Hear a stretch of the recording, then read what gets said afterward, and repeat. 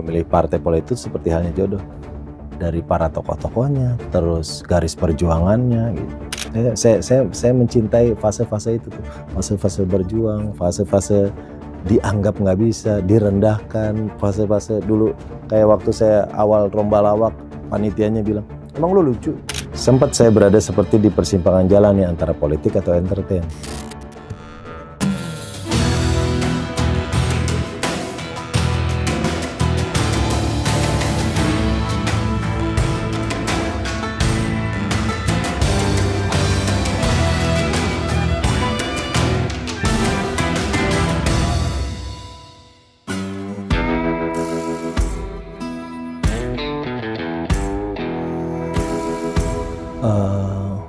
Yang pertama memang saya senang sama politik, saya ikut organisasi. Terus kalau dari sisi saya berpikir gini, hidup kan cuma sekali nih, hidup cuma sekali. Perjalanan saya 25 tahun di entertain menurut saya udah cukup. Kalau saya masuk politik dari mungkin 10 tahun yang lalu, saya egois kali ya, saya belum memastikan semuanya aman. Di saat hari ini, di saat saya udah di 25 tahun di entertain, saya merasa cukup kemarin perjuangannya untuk saya dan keluarga. Alhamdulillah dengan kondisi yang serba kekurangan dulu, hari ini semuanya selesai. Karena hidup cuma sekali, masa saya cuma bisa bermanfaat hanya untuk keluarga saya doang gitu. Saya mencoba bisa nggak ya gue lebih bermanfaat lagi untuk lingkup yang lebih besar gitu. Karena senang organisasi, ketertarikan dengan politik ada, terus akhirnya saya putuskan saya mau terjun ke politik. Karena kan pada saat itu yang saya dengar langsung, terus anggapan di masyarakat, artis ke politik mah paling cuman ini, artis ke politik mah cuman apa ya, mereka nyari pegangan aja tuh, kebanyakan artis yang udah nggak laku. Artis nggak laku ke politik. Kalau saya waktu itu saya bilang tadi, bahkan pada saat pencalegan saya mengorbankan 2 acara stripping gitu. Pada saat itu saya punya 4 acara TV gitu. Jadi kalau dibilang artis ke politik karena udah nggak laku, gue malah lagi laku-lakunya ini gitu. Bahkan hari ini kalau kita bilang ke politik mah lu nyari duit. Penghasilan saya di entertain 1 hari sama sebulan di DPR masih gedean saya di entertain sehari gitu. Karena saya sehari bisa syuting 3 episode, 4 episode gitu. Sempat saya berada seperti di persimpangan jalan nih antara politik atau entertain. Di entertain udah titik kerja kerasnya udah selesai kalau di entertain. Karena kerja kerasnya gue udah dari puluhan tahun yang lalu, udah 20 tahun yang lalu. Di entertain sebenarnya saya sudah ada di titik tinggal menikmati hasil dari perjuangan masa lalu. Sedangkan di politik saya benar-benar baru belajar, semuanya serba baru. Saya sempat berada di satu titik memilih antara entertain dan politik. Nah, tapi keputusan sudah saya buat, sekali lagi dengan banyak pertimbangan. Saya senang dan ini hal yang saya tunggu dari kemarin, kenapa nggak dicoba? Bismillah.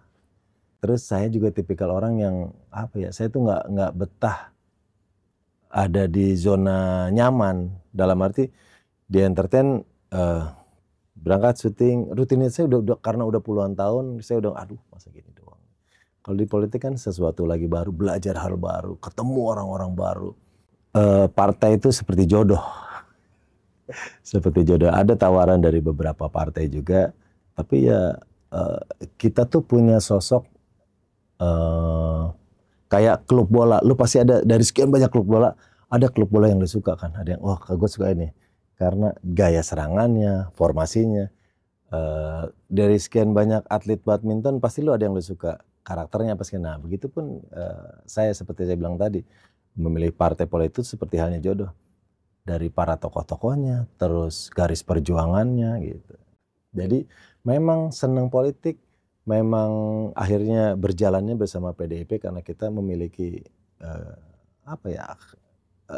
garis perjuangan yang sama.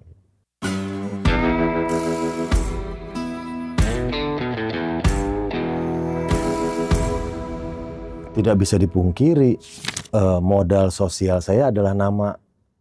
Tapi jangan dilihat hari ini. perjalanan saya untuk mendapatkan nama Denny Cagur, untuk dikenal orang, perjalanannya 25 tahun yang lalu itu. Banyak investasi yang saya lakukan. Makanya waktu hari ini saya masuk ke politik, ikut pencalegan, menurut saya nama saya adalah menjadi modal sosial buat saya. Di saat orang lain mungkin untuk mengumpulkan massa, mereka harus ada iming-iming minyak goreng sama sembako. Nanti ada minyak goreng sama sembako baru masyarakat hadir. Tapi saya beruntung, sekalipun selama masa kampanye saya nggak pernah bawa minyak goreng sama sembako. Cuma dikasih, entah Denny Cagur kesini ya Bu, ngumpul tuh orang-orang. Mungkin orang lama tahu saya di TV, pengen lihat langsung gitu. Buat saya itu sebuah berkah. Alhamdulillah saya punya modal sosial, orang sudah tahu nama saya gitu. Makanya waktu pencalegan saya pakai nama Denny Cagur, itu juga prosesnya panjang tuh. Saya ikut sidang di PN Depok untuk surat penetapannya adalah pemilik nama Denny Cagur sama dengan Denny Wahyudi. Jadi Denny Wahyudi nama asli saya. Jadi saya bisa pakai nama Denny Cagur di kertas suara karena buat saya itu sebuah modal sosial yang sudah saya bangun lama gitu.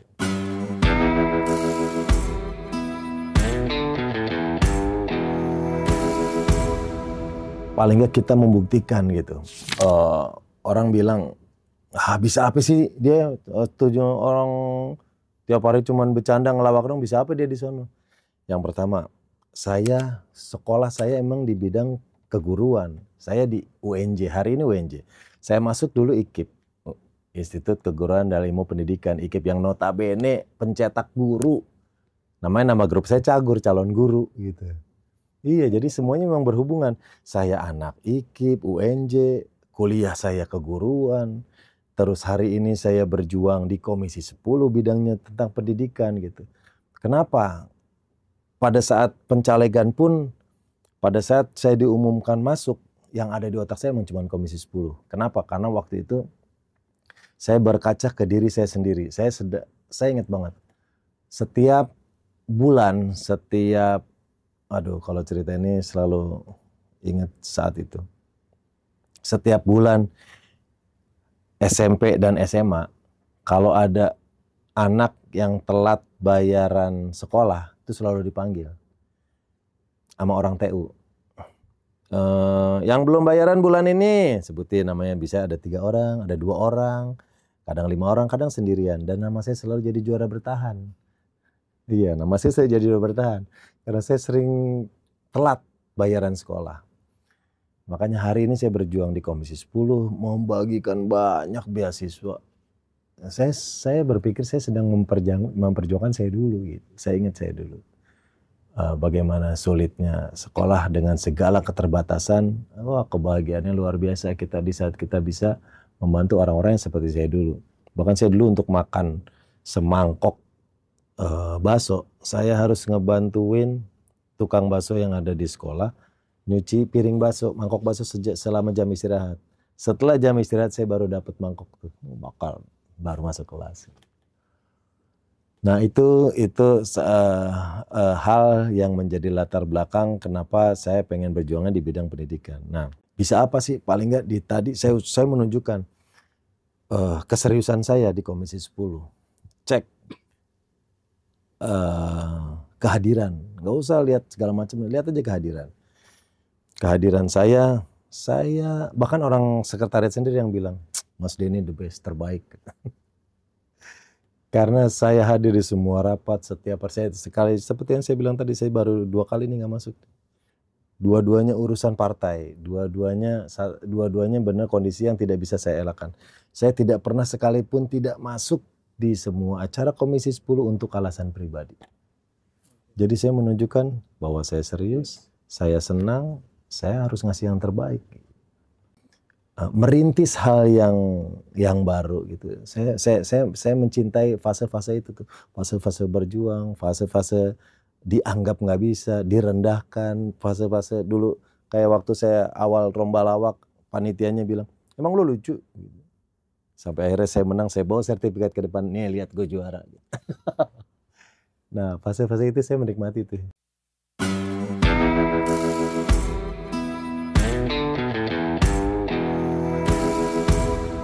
Terkait pendidikan, terkait pendidikan, karena memang kan basic sekolah saya di keguruan. Saya pernah jadi guru juga, jadi saya merasakan bagaimana